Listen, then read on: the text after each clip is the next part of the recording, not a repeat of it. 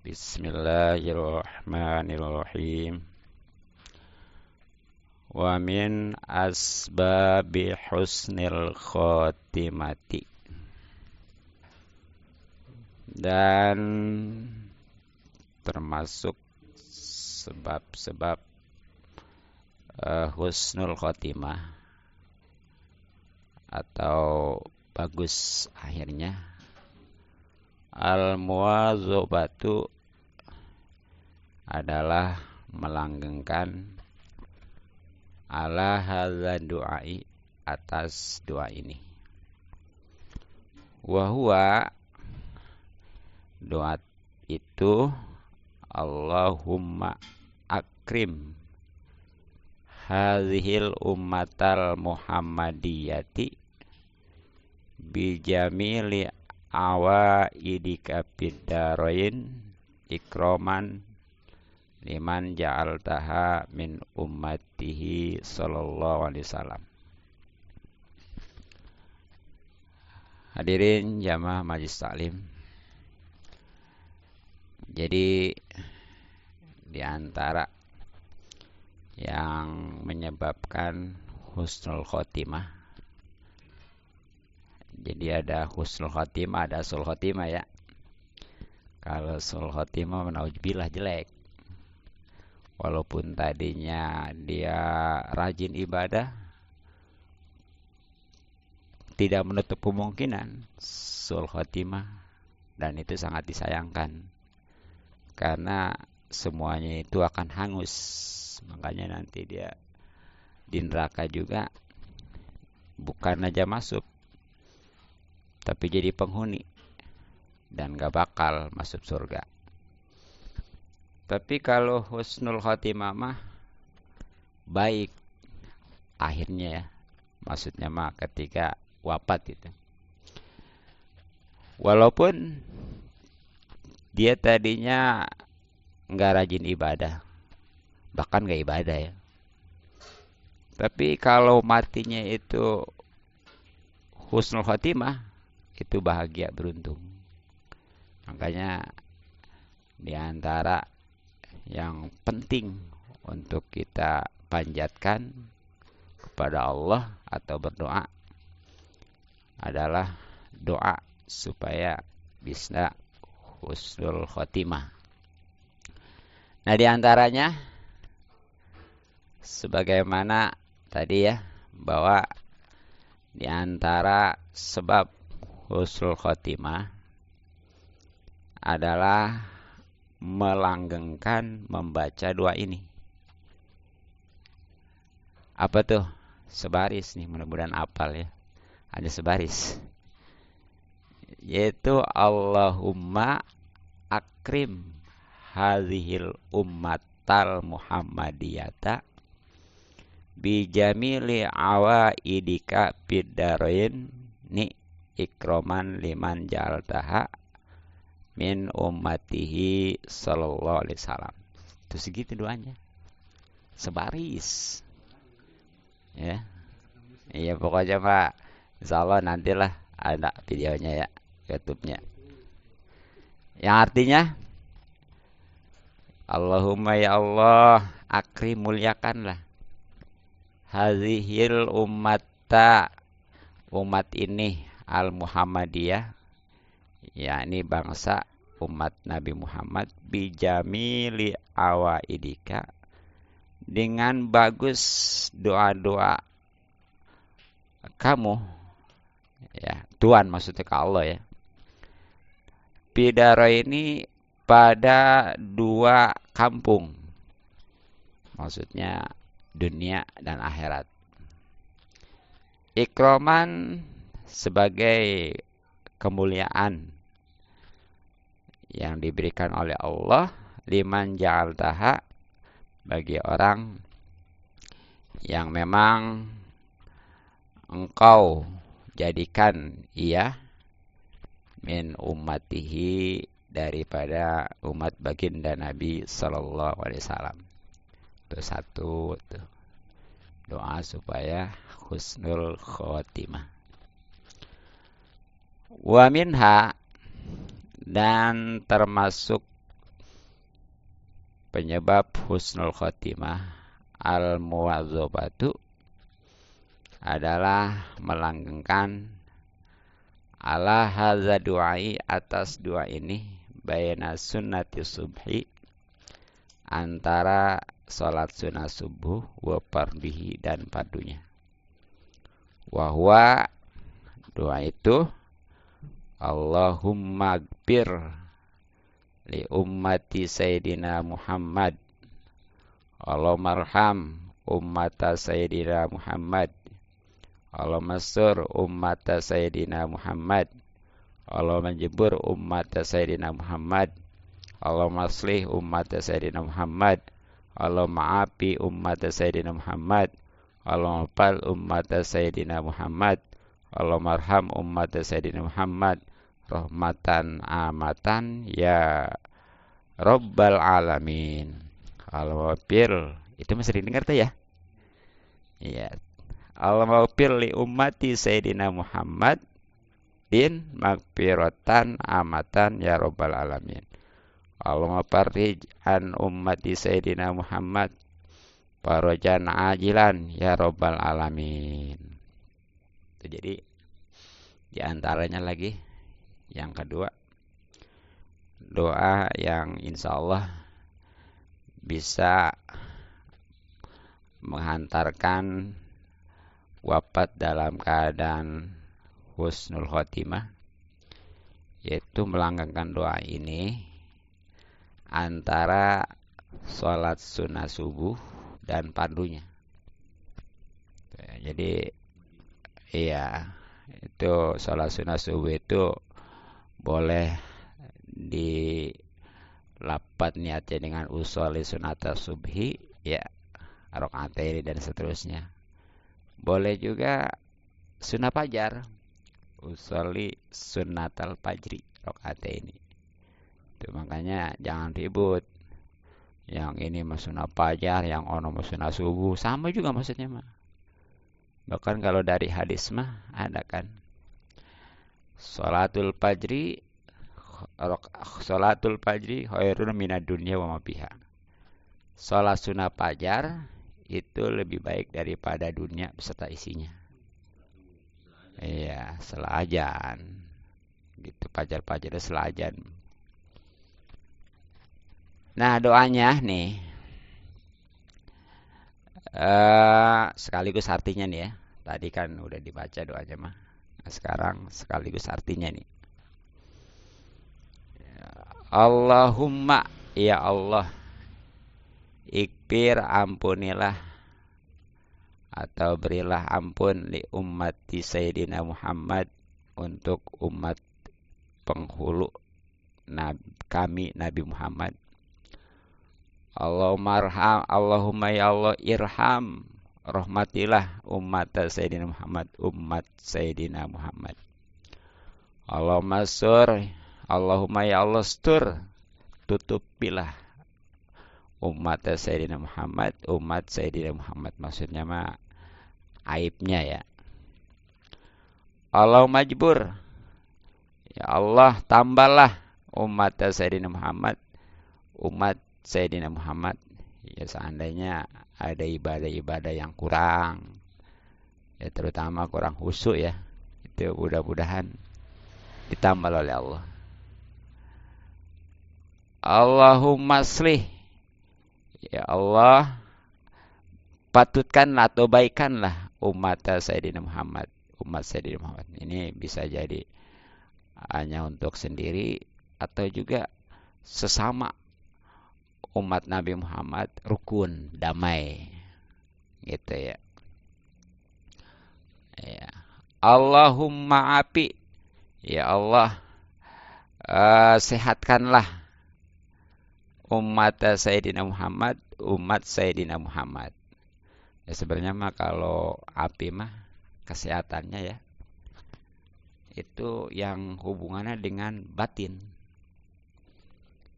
Kalau bahasa sehat itu hubungan dengan zohir, penyakit zohir, macam batuk, pilek dan lain sebagainya.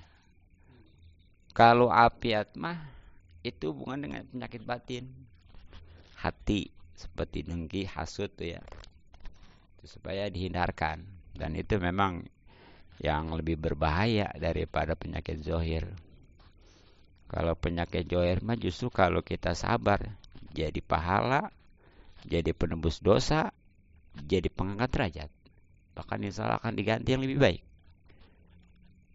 Tapi kalau penyakit batin, itu bisa menghancurkan amalan-amalan kita. Bahkan bukan aja di dunia, termasuk di akhirat. Karena di dunianya udah jong, begitu ya, habis-habisan udah. Iya. Tapi orang kadang-kadang kalau penyakit lahir mah ya, itu baru sedikit aja ya. Udah buru-buru aja berobat. Benar nggak? Ya, bahkan walaupun itu biayanya gede karena dioperasi, ya walaupun bagian dalam seperti jantung, paru-paru dan lain sebagainya itu masih termasuk penyakit lahir. Dibelain ya. Iya. Apalagi ada BPJS sekarang mah yang punya mah.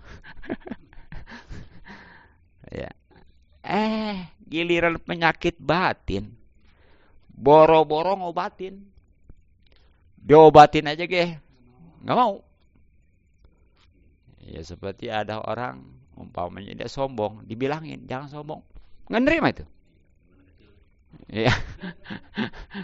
Ada orang umpamanya dia itu takabur, dinasihatin jangan takabur, nggak nerima. Dan ini memang nggak ngerasa dia mah, orang lain yang rasa. Bedanya tuh ya. Kalau penyakit lahir mah yang kerasa kita sendiri. Tuh ya. Ya bahkan kalau macam sakit gigi memang nggak ketahuan itu ya. Padahal parahnya sih sakit gigi. Ya fisik biasa aja, cuma gigi doang itu. Tapi itu masya Allah ya. Ya, enak ya betul. Itu yang ngerasa kita sendiri. Tapi kalau penyakit batin orang, dia nggak ngerasa. Makanya tadi begitu dibilangin juga nggak nerima. Ya, apalagi kalau yang namanya kedengkian, dibilangin makin parah. Ya, orang kalau dia itu istilahnya membenci karena kebodohan, ada harapan berubah. Suatu ketika dia itu ngerti, paham, jadi berubah. Tapi kalau kebencian karena kedengkian, makin parah. Makanya ini penting nih ya. Dan ini kan katanya kayak untuk umat Nabi Muhammad bukan bos sendiri. Justru kalau kita ngedoain orang lain lebih manjur daripada ngedoain bos sendiri. Itu. Nah kita seperti contoh ngedoa nih buat sendiri. Ya Allah berilah kami rezeki yang halal dan seterusnya ya. Nah itu memang kalau memenuhi syarat dan rukunnya, jadi di doa juga ada syarat, ada rukunnya, ada adabnya ya, nggak sembarangan. Nah, terutama makanannya halal itu insya Allah diterima, walaupun nantinya bisa tokjer kontan, bisa ditempo ya beberapa waktu, bisa juga nanti di kabulnya di akhirat, bisa juga nih di dunianya yang mestinya dia kena musibah jadi enggak. Dan kadang-kadang Allah mah ngasih bukan yang kita inginkan, tapi yang kita butuhkan. Kadang-kadang kita mah minta harta banyak, belum juga. Sebenarnya mah Allah ngasih sehat, nggak nyadar itu. Ngapain? Umpamanya duit banyak, ya. Ternyata dia setiap minggu cuci darah. Bagaimana tuh?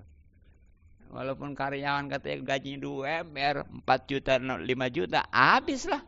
Kekurangan iya. Makanya kita bersyukur ya. Tuh. Begitu. Makanya itu kalau kita ngedoain orang lebih manjur. Tuh, makanya kita kalau mau doa, katanya kayaknya nih rezeki syarat amat, kita cari ini tetangga kayak saudara kayak siapa sih yang rezeki syarat nih, kita doain dia, itu lebih manjur daripada kita nggak doa sendiri. Apa sebabnya? Karena kalau kita ngedoa buat orang lain ya, itu yang ngejawabnya malaikat, yang ngamininnya. Iya. Jadi begitu kita ngedoa, ya Allah, tuh apa, berilah rizki tetangga saya atau saudara saya, itu kata malaikat amin. Berarti dikabul nampotannya juga. Nah ternyata kata malaikat itu buat kamu juga. Tuh, jadi kita udahnya cepet dikabul doa kita, juga kita ada nolong orang lain. Tapi kadang-kadang jarang ya yang mengodain orang, padahal itu lebih manjur itu. Tapi kalau mengodoain orang lain itu jangan berbilang dulu. Sebab di sana syaratnya tanpa diketahui. Kalau maunya bilang dulu mah, nih saya mau ngedoa supaya lebih manjur, ya saya doain ya, itu kamu juga nanti doain saya. Jangan begitu, udah ngedoa aja. Iya. Iya kan sekarang mau dikit-dikit, waduh, medsos pantau sendiri ya. Iya, di share langsung. Nah itu berbicara tentang yang namanya apiat ya, itu lebih daripada sehat. Kemudian tadi teks doanya ya, Allahumma paz, ya Allah jagalah umat Sayyidina Muhammad, umat Sayyidina Muhammad. Ini baik dijaga dari, dihindarkan dari musibah ya. Iya, baik itu dirinya, keluarganya, hartanya, terutama pastinya iman dan Islam gitu ya. Nah kemudian Allah marham, ya Allah rahmatilah umat Sayyidina Muhammad, umat Sayyidina Muhammad. Padahal di atas sudah tadi ya, Arham. Tapi di sini mana ada sifatnya, ya ada hal ya, yang keadaannya rahmat itu rahmatan, rahmat atau kasih sayang, amatan yang umum. Ya Robbal Alamin, wahai Tuhan yang mengurus seluruh alam. Kemudian Allah wafir, ya Allah ampunilah. Ini juga tadi udah ada. Ya, tapi sini mah liumati Sayyidina Muhammad, untuk umat Sayyidina Muhammad di sini ada magfiratan, yaitu suatu ampunan amatan yang umum, ya Robbal Alamin, ya yang menyeluruh, wahai Tuhan yang mengurus seluruh alam, ataupun yang ya Robbal Alamin itu tuh ya. Kemudian Allah farij, ya Allah bukakanlah an ummati Sayyidina Muhammad, dari umat Sayyidina Muhammad, parojan dengan pembukaan ajilan yang cepat. Ini tentunya seperti dalam kesulitan kehidupan ya, terutama hati sempit. Tuh ini nih mudah-mudahan jadi dibukakan oleh Allah, hilang ya, hatinya jadi luas, atau rezekinya jadi lancar gitu ya. Nah itu ya, yang kedua tuh doa yang insya Allah bisa menyebabkan wafat husnul khotimah ya. Jadi sekali lagi doanya ini dibacanya habis antara sholat sunnah subuh atau sunnah fajar dan sholat subuhnya, yaitu Allah maghfir li ummati Sayyidina Muhammad, Allah marham ummati Sayyidina Muhammad, Allah masur ummati Sayyidina Muhammad, Allah majbur ummati Sayyidina Muhammad, Allah maslih ummati Sayyidina Muhammad, Allah ma'afi ummati Sayyidina Muhammad, Allah ma'afad ummati Sayyidina Muhammad, Allah marham ummati Sayyidina Muhammad, rahmatan amatan ya Robbal Alamin, Allah wafir li ummati Sayyidina Muhammad, maghfiratan amatan ya Robbal Alamin, Allah farij an ummati Sayyidina Muhammad, farajan ajilan ya Robbal Alamin. Nah itu ya, yang kedua. Satu lagi, ini pendek kayak yang pertama tadi. Wa minha, dan termasuk yang menyebabkan husnul khotimah, mulazamatu hadza du'ai adalah melanggengkan doa ini. Wa huwa yaitu ya robba kulli syai'in bi qudratika ala kulli syai'in ikbirli kulla syai'in wala tas'alni an kulli syai'in wala tuhasibni bi kulli syai'in wa'atini kulla syai'in. Itu jadi yang ketiganya nih. Doa yang insya Allah akan mengantarkan wafat dalam keadaan husnul khotimah yang jadi harapan untuk semua khususnya umat Nabi Muhammad SAW yang Islam ya, adalah melanggengkan doa ini. Bebas nih. Itu mau dibaca tiap waktu kayak kapan ya. Itu doanya sekalian artinya nih ya.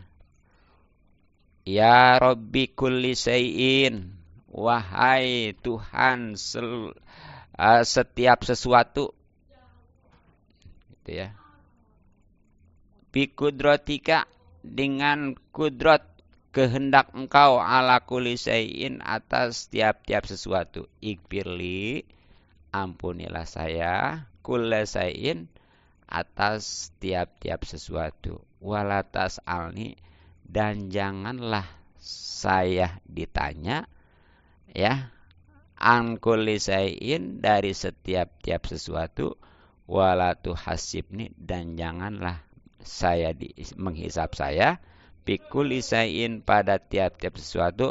Watini, dan berikanlah saya kulla syai'in, atas setiap-tiap sesuatu. Segitu doanya itu ya. Yang ketiga ya doa untuk husnul khotimah adalah ya Rabbi kulli syai'in bi qudratika ala kulli syai'in ikfirli kulla syai'in wala tas'alni an kulli syai'in wala tuhasibni bi kulli syai'in wa'atini kulla syai'in. Itu 3 doa yang insyaallah bisa menghantarkan kepada husnul khotimah, wafat dalam keadaan bagus ya. Dan itu insyaallah walaupun sebelumnya dia amalannya kurang, kalau memang udah husnul khotimah mah bahagia pasti ya, selamat. Nah, mudah-mudahan bisa dihafal kemudian diamalkan ya, terutama karena memang diantara syaratnya 2 itu kudu ngerti ya. Tuh, makanya insyaallah nantilah ada tagnya dan terjemahannya ya. Nah, mungkin untuk kajian kitab Nasihinya cukup. Sekali lagi mudah-mudahan manfaat. Wallahu a'lam bishawab.